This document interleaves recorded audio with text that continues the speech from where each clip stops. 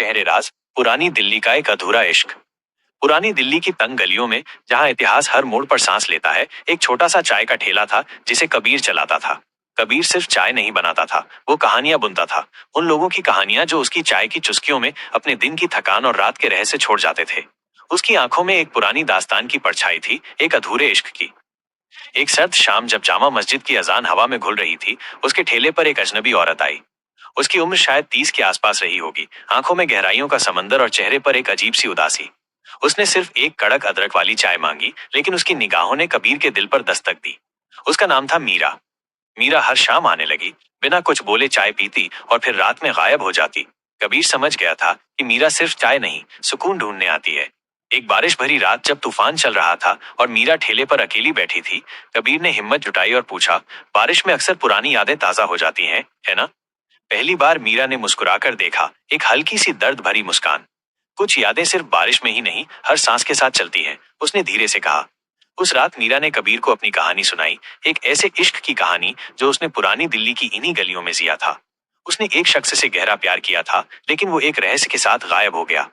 बाद में उसे पता चला कि वो शख्स एक कुख्यात जेवर चोरों के गिरोह का हिस्सा था, जो पुरानी दिल्ली की हवेलियों को लूटता था। मैं उससे नफरत करना चाहती थी कबीर, मीरा ने आंखों में आंसू लिए कहा, लेकिन जब भी उसका चेहरा याद आता है, मुझे सिर्फ वही मुस्कान दिखती है जो उसने मुझे दी थी। कबीर ने देखा कि दर्द के बावजूद मीरा की आंखों में उस शख्स के लिए प्यार अब भी जिंदा था। अगली सुबह कबीर ने एक अजीब फैसला लिया। उसने अपना ठेला छोड़ दिया और मीरा के अधूरे इश्क के रहस्य को खोलने निकल पड़ा। वो जानता था कि पुरानी दिल्ली का हर कोना अनकहे रहस्यों को छुपाए हुए है। उसने उन पुराने मोहल्लों में जाना शुरू किया जहां मीरा का प्रेमी रहता था।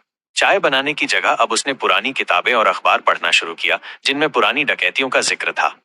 एक दिन एक रद्दी की दुकान पर उसे एक पुराना अखबार मिला, जिसमें मीरा के प्रेमी की तस्वीर थी, लेकिन एक अलग नाम के साथ। नीचे एक खबर थी कि उसे एक पुरानी हवेली में डकैती की कोशिश के दौरान मार दिया गया था। लेकिन अखबार की तारीख उस समय की थी जब मीरा का प्रेमी कथित तौर पर कई साल पहले गायब हुआ था। क्या वो जिंदा था? क्या उसने मीरा से झूठ बोला था? कबीर ने ये बात मीरा को बताई। मीरा स्तब्ध थी, उसकी आंखों में नफरत के साथ साथ एक नई उम्मीद भी झलक रही थी। तो उसने मुझे छोड़ा नहीं था, उसे मार दिया गया था, उसने कांपती आवाज में पूछा। कबीर और मीरा एक नए सफर पर निकल पड़े। उन्हें उस हवेली तक पहुंचना था जहां मीरा का प्रेमी मारा गया था।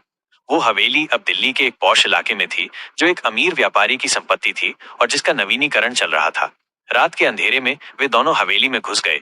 वो जगह खंडहर थी, धूल और तबाही से भरी हुई। अंदर उन्हें एक गुप्त कमरा मिला, जिसमें एक पुरानी डायरी और कुछ तस्वीरें थीं। डायरी मीरा के प्रेमी की थी। उसमें उसने लिखा था कि वो अपराध की दुनिया छोड़ना चाहता था, लेकिन उसके गिरोह के सदस्यों ने उसे रोक लिया। उसने ये भी लिखा था कि वो मीरा से कितना प्यार करता था और इस गंदी जिंदगी से निकलने के लिए एक आखिरी बड़ी डकैती करने वाला था, जिसके बाद वो मीरा के साथ सब कुछ छोड़कर दूर चला जाता।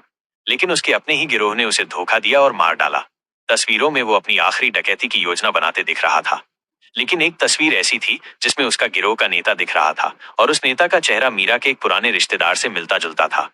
मीरा ने डायरी पढ़ते ही जोर से चीख दी। उसका प्रेमी उससे प्यार करता था और उसके अपने ही लोगों ने उसे मार डाला था। उसने अपने प्रेमी को गलत समझा था। उसकी आंखों में अब नफरत की जगह सिर्फ गहरा अफसोस था। कबीर ने देखा कि कैसे एक अधूरा इश्क, एक झूठ और कुछ रहस्यों ने मीरा की जिंदगी को एक सवाल बना दिया था। उसने मीरा का हाथ पकड़ा। हर कहानी का अंत खुशनुमा हो, ये जरूरी नहीं मीरा, कबीर ने कहा, लेकिन सच का सामना करना सबसे बड़ी हिम्मत है। मीरा ने कबीर की आंखों में देखा। अपने प्रेमी की मौत का सच जानकर उसे सुकून मिला था, लेकिन उसके रिश्तेदार का धोखा उसके लिए एक नया जख्म था। अब उसके पास सिर्फ अपने प्रेमी की याद और उस धोखे का बदला लेने का इरादा था।